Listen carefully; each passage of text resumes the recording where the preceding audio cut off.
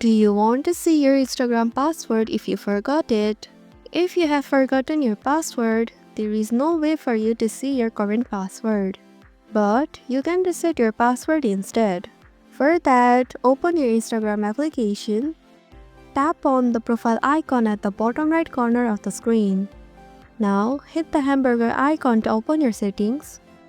In your account section, click on the Account Center option. You can find a section on Account Settings. Here, select Password and Security. In the section on Login and Recovery, press the Change Password option. Select the account you want to reset the password for if you have multiple accounts. Below the text fields, you can find the Forgotten Your Password option. Tap on it. An email will be sent to your address, so go to the Gmail application. Open the mail, then tap on the Reset Password button. Next, type in your new password in the text field. Retype your new password again to confirm it. Finally, tap on the Reset Password button.